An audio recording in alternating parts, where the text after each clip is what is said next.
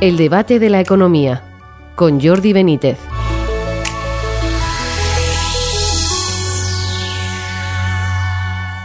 Bienvenidos al debate de la economía. La posibilidad de que se instaure una financiación privilegiada para Cataluña, similar a la que existe con el cupo vasco, ha copado buena parte de los titulares de la prensa económica de esta semana. ¿Sería factible o una injusticia flagrante con el resto de España? Lo comentaremos ahora con nuestros expertos. Además, estos días hemos conocido la salida de España del protocolo de déficit excesivo que rige la Unión Europea y de las sanciones que acarrearía el maltrecho estado de nuestras finanzas públicas. El ministro de Economía dice que con ello Bruselas corrobora que nuestra economía va muy bien. Es muy optimista.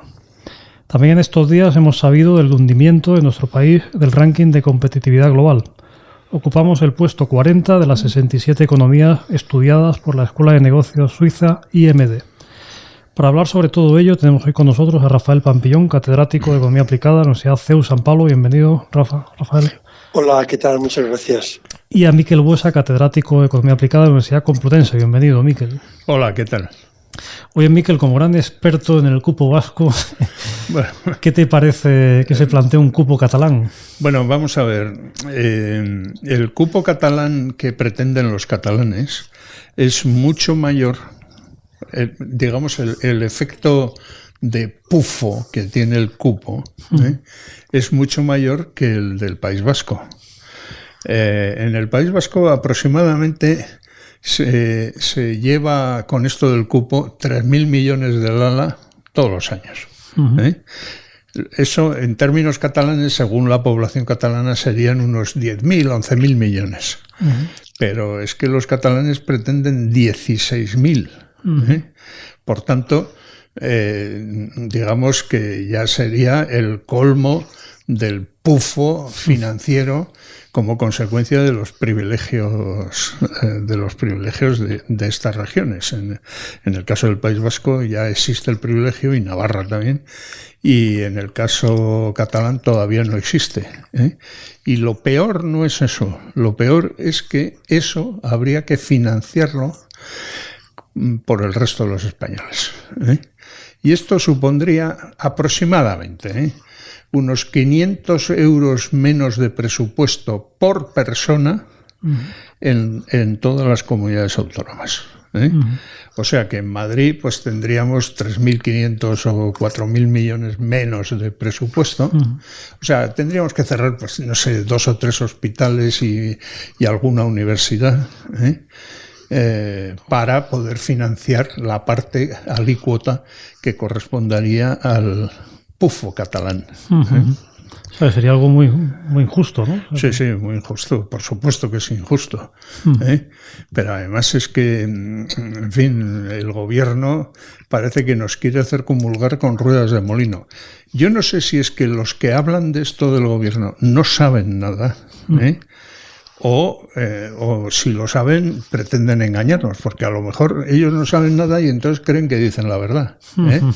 Y entonces esto es como decía Julio Caro Baroja: como creo lo que invento, no me parece que miento. Pues mienten, efectivamente mienten. Rafa, ¿tú cómo lo has visto? ¿Cómo lo ves, esta posibilidad del cupo? Sí, completamente de acuerdo con lo que ha dicho Miquel, añadiendo lo que todo el mundo sabe, que las razones por las cuales son estrictamente electorales y de conseguir la presidencia en Cataluña y mantener la presidencia de gobierno en España. Y yo creo que con esto ya queda resuelto el conjunto, que muy bien lo ha explicado ya Miquel Buesa. Porque, Miguel, en la cuestión autonómica, o sea, ¿crees que pues hay distintas regiones infrafinanciadas, otras que están...? Bueno, vamos a ver, las regiones, digamos, hay 2 regiones bien financiadas en España, que son el País Vasco y Navarra, a costa de nuestra, claro. Y las demás pues están financiadas con un sistema que se llama el sistema de régimen común, que, Zapatero lo complicó de tal manera, para satisfacer a los catalanes, por cierto, lo complicó de tal manera que lo llenó de distintos fondos que van financiando cosas exóticas, ¿eh? Y como resultado de eso, pues hay una diferencia más o menos de unos 35 puntos porcentuales con respecto a la media entre la región mejor, las dos regiones mejor financiadas, que son Cantabria y La Rioja, y la peor financiada, que es la Comunidad Valenciana. Los catalanes, por cierto, están en la media, igual que Madrid, ¿eh? O sea que tampoco tienen motivo de queja, ¿eh? Pero, en fin, aquí ya parece que si no te quejas no te van a dar nada, y en esas estamos, ¿no? Claro, pues eso desestabilizaría además un poco todo el sistema, digamos. Sí, por supuesto lo que lo desestabilizaría. En realidad el sistema actual hay que corregirlo para acortar esa diferencia entre las regiones mejor financiadas y las peor financiadas por habitante. Y eso, algunos estudios que se han hecho muestran con claridad que con los mismos recursos que se utilizan ahora, se podría llegar a una equiparación casi completa entre las distintas regiones. Claro, si hay equiparación, los que mejor están financiados perderían y los que están peor financiados ganarían. Y los que estamos, como en Madrid, en medio, pues nos quedaríamos igual aproximadamente, ¿eh? Aportando, eso sí, la Comunidad de Madrid el 70% de los fondos que se dedican a las transferencias verticales entre las comunidades autónomas. Rafa, otro tema que salía estos días también es la salida de España del protocolo de déficit excesivo de la Unión Europea, ¿no? Y el ministro de Economía pues comentaba que es porque una forma de corroborar que la economía española pues va bien, ¿no? ¿Esto qué te ha parecido? Porque bueno, ha llamado mucho la atención, ¿no? Hay muchos rumores, ¿no? Pues se comenta que sí tiene algo que, a lo mejor tiene algo que ver con que luego el PSOE vote a favor de von der Leyen, de la presidencia de von der Leyen en la Comisión Europea.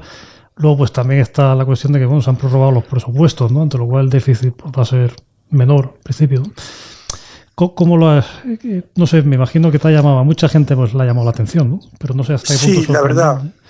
Sí, vamos, lo que ha dicho Bruselas es que Francia, que tiene un déficit del 5,5% el año pasado, e Italia, que tiene un déficit del 7,4% el año pasado, pues no son comparables con España, cuyo déficit público es del 3,6%, o República Checa, que también sale del déficit excesivo porque tiene un déficit del 3,7%. O sea, los dos, y junto con ellos otros países como Finlandia, Eslovenia, pues están por debajo del 4%.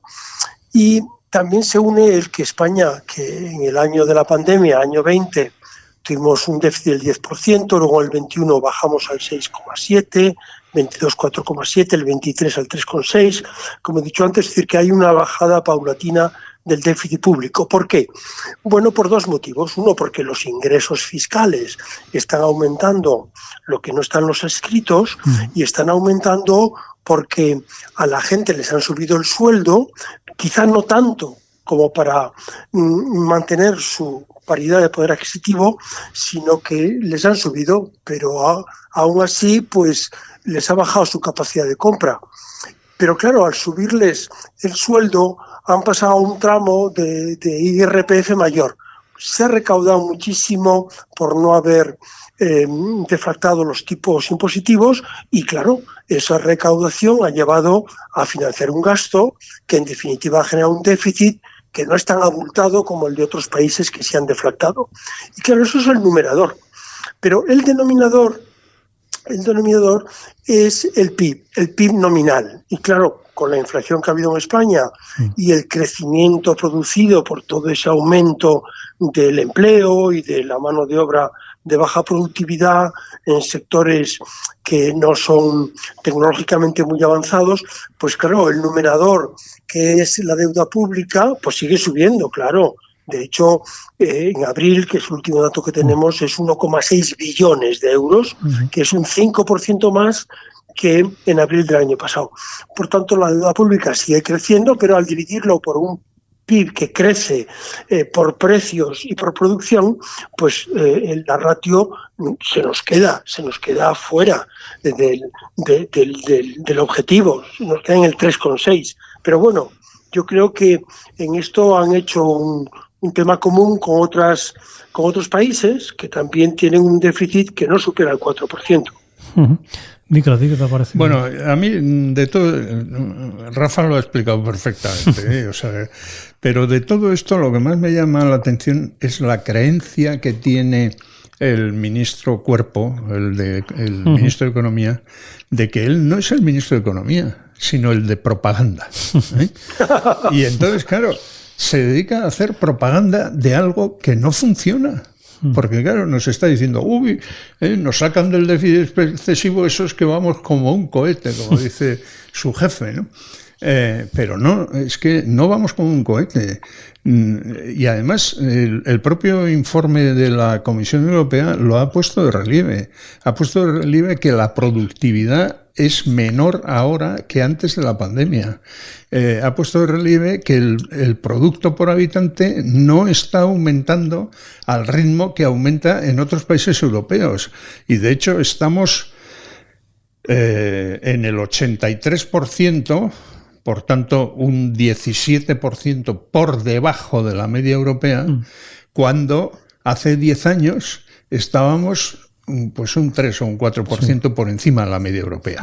O sea que nuestra economía va mal,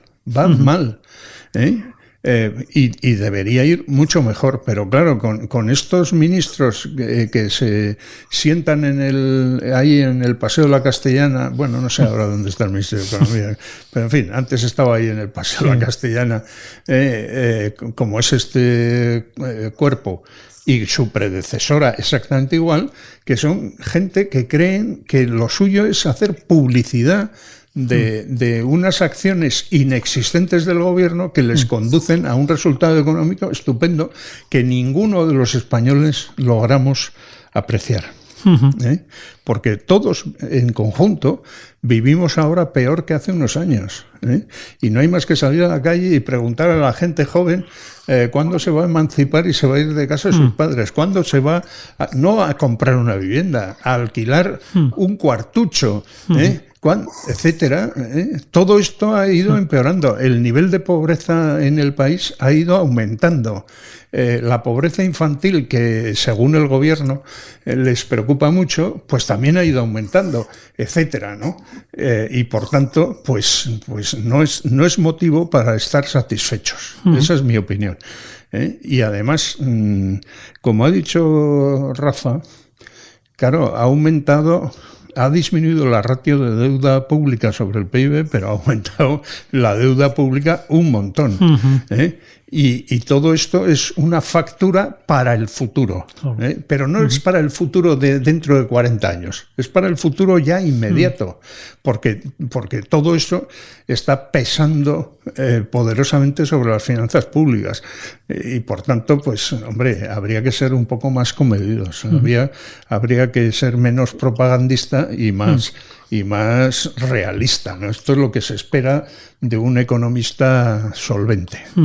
Y yo ya empiezo a dudar de la solvencia del ministro de Economía. Pero bueno. Rafa, tú comentabas también en una red social el dato ese de consumo per cápita de España de este año, o sea, cómo ha caído un 12% en relación con la Unión Europea, y que de hecho es la mayor distancia que hay desde el año 2013, ¿no? Sí. Ha habido una disminución del consumo per cápita. Suma el consumo público más el consumo privado. Es decir, que viene a ser el 80% del PIB, porque el consumo público es un 22%, el consumo privado es un 58%, la suma es un 80% del PIB. Ese consumo per cápita, que es de alguna manera el bienestar de los ciudadanos, es decir, de lo que disfrutan comprando, lógicamente, bienes que van desde los zapatos hasta los alimentos, pasando por los televisores y los coches, pues esto nos ha ido echando para atrás y nos ha colocado en peor situación que Rumanía. Todo esto a paridad de poder adquisitivo. O sea que realmente España en este sentido es lo mismo que decía antes Miquel, es decir, la cosa no va bien, y la cosa no va bien porque el consumo per cápita en España en el 23 fue un 12% inferior al del conjunto de la Unión Europea. Hoy, el último tema que quería preguntaros es el ranking de competitividad global que acaba de salir esta semana, que lo elabora la Escuela de Negocios Suiza IMD todos los años, que es recurrente, está muy bien porque permite comparar, ¿no? Y la comparativa, en este caso nuestra, es que estamos 4 puestos por debajo, estamos el 40 de 67 economías que analiza el IMD, y con algunos rasgos preocupantes, ¿no? En el capítulo, por ejemplo, del marco legal y de regulación, que nos sitúa, estamos en el puesto 60 y pico, al nivel de Venezuela, ¿no? Y que se ve como la atracción de inversión pues es menor por estos motivos, ¿no? Por la caída de la calidad institucional, ¿no? No sé si habéis tenido posibilidad de ver este... No, yo no lo he visto, vamos, he oído así estos resultados globales, que no me sorprenden lo más mínimo, ¿no? Y que deberían hacer pensar a los que dirigen el cotarro económico nuestro, porque claro, España es el 4º país en tamaño de la Unión Europea, ¿eh? Bueno, pues el 4º país en tamaño de la Unión Europea está en el puesto 40 de la competitividad. Bueno, esto parece insólito, ¿no? Y claro, cuando dices lo de la regulación, el puesto 60 y tantos, pues no me sorprende lo más mínimo, porque el asalto que ha arbitrado el gobierno actual hacia el sector privado, tratando de estatalizar lo más posible los asuntos económicos y sociales, pues claro, al final conducen a esa situación tan precaria en todos los temas de carácter regulatorio que se recogen en ese indicador. Rafa, ¿tú has podido ver algo del informe? Sí, yo lo he visto. Este indicador se lleva publicando desde hace 40 años y excepto el año 2013, que estábamos en el puesto 45, todos los demás años hemos estado por debajo del 40, pero este año estamos en el puesto 40. Normalmente estábamos en el 34, en el 36, pero en el 40 significa un retroceso. Y eso, como dice el informe, pues se debe, como decía también Miquel, pues a que las finanzas públicas ya sabemos cómo van, hemos hablado del déficit que tenemos, sabemos también que el marco institucional pues es precario porque no hay seguridad jurídica y de hecho algunas empresas pues están invirtiendo más fuera que en España, algunas se han ido, como ha sido el caso de la empresa Ferrovial. De Ferrovial, gracias, de Ferrovial. Y todo esto, pues lo que nos dice el informe es que tenemos que generar un marco normativo estable para las empresas, invertir los fondos europeos que mejoren el sistema productivo y que digitalicemos a las empresas, especialmente a las pymes, ¿no? Y aumentar la inversión en investigación y desarrollo, tanto el sector público como el privado, pero yo diría que más en el privado que en el público, y para reforzar la coordinación de los agentes económicos en la transferencia de conocimientos. Esto es lo que dice el informe sobre España, o sea que nos dan un repaso de que hay cosas que no van bien y que habría que apuntar y mejorar. Muy bien, bueno, pues hemos llegado al final. Muchas gracias a Miquel Buesa, Rafael Pampillón. Gracias a ti. Y a ustedes por seguirnos y les esperamos en una próxima edición del Debate de la Economía.